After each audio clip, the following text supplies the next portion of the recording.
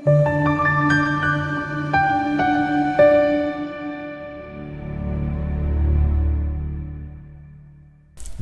kakhulu ukukhuluma nawe ku-channel kama ku-Pastor uningi i-channel iNyufliki okubalulekile nokufanele lokho esicela kuwena ukuthi unganikela kwi-channel.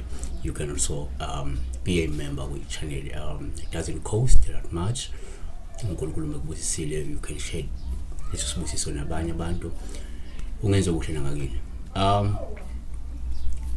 Asibeke la udaba kodwa ke fona ngo9 ekuseni ka5 ntambama kuphela. Ungangi-WhatsApp, ungacela ku-WhatsApp, ungithumele SMS. Ngiyacela ngesihle ukuyithoba, ngiyazehlisa khanyo mdletshe ngicela ungichazele kahle uma ingulube ikuhuba bese uyabaleka. Mina ngiphuphe ngisesikolweni ngihujwa ingulube iyabayeka abanye ijaha mina ngedwa kodwa ke ngigcine ngiphunyukile. So asenze kanje nake, we will summarize this stream kanje nake. Number 1, ingulube eske singiwuphawu lube. Ingulube uphawu lokungcola, uphawu lokungcola, uphawu labantu abangcolile futhi biblical or nangowesintu. Kodwa kasenze kanje. Number 1, uma uphupha la ingulube sikuthatha njengophawu lobima ekujaha ngoba lokho kukhomba ukuvukelwa imbangi esukiso zami ukukhaphela noma ukukulimaza, yabo.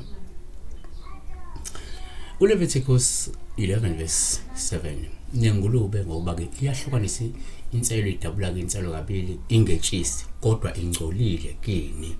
uDeuteronomy 14 verse 8 nengulube uba ke iyahlukanisa inselo ingetshisi kodwa ingcolile kini. So we trying to push this thing ukuthi ngempela ingulube idlala isingcolile. Number 2, kuyenzeka futhi ngesathi uphupha ingulube uthola ukuthi ke uphawu lokuma ekujaha osuke likhomba lokuvukelwa ke noma usuke lusho ukuthi kumele uqaphele umuntu ongenzeka usondelene nawe noma uyisitha futhi unonya ozokwakhela uzungu noma uzozamela ukukwakhela uzungu, yabona. ngokaMathewu 7 verse 6 ninganiki izinja okungcwele, ningaphonsi amapharele enu phambi kwezingulube funa ziwanyathele ngezinyawo zazo ziphenduke ziniklebhule. So la iBhayibheli la njengoba likhuluma ngezinja nezingulube likhuluma ngabantu. So ingulube, I try to emphasize ingulube umuntu, ingulube yaba umuntu siqu kodwa suke umuntu ongcolile. So number 3, uma kuba futhi la ingulube uphawu lobuma ekujaha komunye umuntu lokho kungabe yokhombe ukulandelwa umoya omubi ongcolile noma ukuvukelwa isitha esuke sizama ukugadla ngento eyisichitho.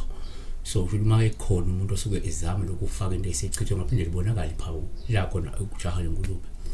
2 ekaPetru 2 verse 22 kubehleleke ngokwesaga esiqinile esithi ke inja iyabuyela ebuhlanzeni bayo nokuthi ingulube igezwe qede yaphindela ukuzibhixa odakeni. So la sizama loku-emphasize futhi ukuthi ingulube yaba umoya omubi nesichitho kumuntu, yabona.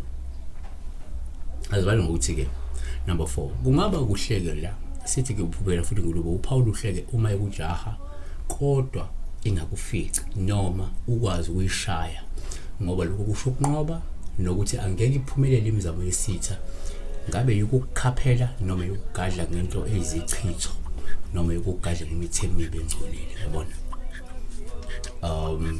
Sabo esibeka la ingulube mayijaha igijimisa kubo ukuhlasela, iblessed.